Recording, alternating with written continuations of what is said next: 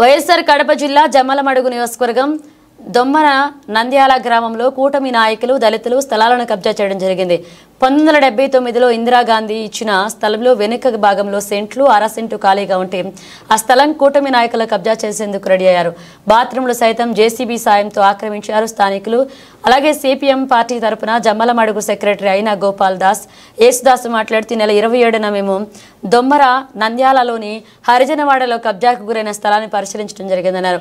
ఈ దుశ్చర్యను మేము సిపిఎం పార్టీగా ఖండిస్తున్నాం. స్థానిక ఎమ్మెల్యేకి కలిసి వాటిని విషయం వివరించారన్నారు. ఆ ఏరియాని పరిశీలించి ఉన్నదంతా వారికి ఇంకా అవసరం అయినంత స్థలం కేటాయించి దళితులకు సాయం చేయాలని కోరడం జరిగిందన్నారు. నేటికి 3 రోజులు గడిచిన ఎమ్మెల్యే గాని ఆర్డీఓ గాని ఎంఆర్ఓ కానీ స్పందించకపోవడం దుర్మార్గమైన చర్యగా భావిస్తున్నామన్నారు. కూటమి నాయకులు మన దొమ్మనందాలు ఉన్నటువంటి కూటమి నాయకులు ఈ విధంగా చెట్లన్నిటిని పీకివేయడము, వాళ్ళ దళితుల ఇళ్లను ఆనుకొని వారికి ఉన్నటువంటి బాత్రూంలో సైతము ఆక్రమించడానికి ప్రయత్నం చేయడం ఇది దుర్మార్గమైన చర్యగా సిపిఎం పార్టీగా మేమైతే వ్యతిరేకిస్తున్నాము. అందుకని మొన్న 27వ తారీఖు నాడు మేము అక్కడ ఉన్నటువంటి జేసీబీ దగ్గరికి పోయి అక్కడ పరిశీలించి అక్కడ మా నిరసన కార్యక్రమం తెలపడం జరిగింది. అంతేకాకుండా ఎమ్మెల్యే గారు మీరు వచ్చి అక్కడ పరిశీలన చేయండి, అక్కడ దళితుల పట్ల దళితుల ఇళ్ళు ఎంతున్నాయి, వారికి ఇంకా ఎంత స్థలం అవసరమో అటువంటి స్థలాన్ని వాళ్ళకి కేటాయించి వారికి వసతులు కల్పించడానికి మన కుటుంబ ప్రభుత్వం సహకరించమని మేమైతే విజ్ఞప్తి చేసి ఉన్నాము.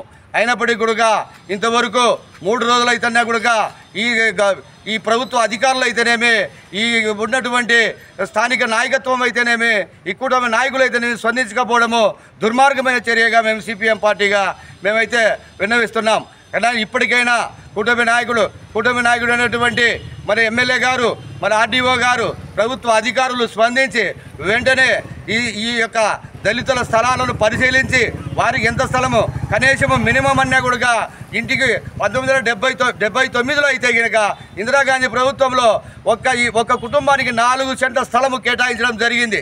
అది దొమ్మనందల గ్రామంలో ఒకటే కాదు, మరి మోరుగుడి గ్రామం అయితేనేమి, వేపరాలు అయితేనేమి, వివిధ ప్రాంతాలలో దేశం మొత్తం మీద కూడా 4 సెంట్ల స్థలమే కేటాయించడం జరిగింది. మళ్ళీ ఈరోజు వాళ్ళకు ఉన్నటువంటి ఇందిరమ్మ ఇండ్లు మహా అంటే కూడా ఇప్పుడు 1 సెంటు 15 లింకులు ఉంటుంది, అంతకంటే ఎక్కువ ఉండదని చెప్పి సిపిఎం పార్టీగా మా పరిశీలనలో మేము చూసినటువంటి నిజం.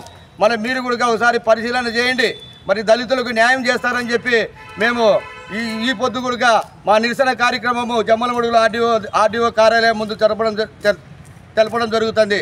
కనుక వెంటనే మరి ఆర్డీఓ గారు స్పందించి ఆ భూముల పరిశీలన చేసి దళితులకు న్యాయం చేస్తారని చెప్పి సిపిఎం పార్టీగా మేము విజ్ఞప్తి చేస్తున్నాం.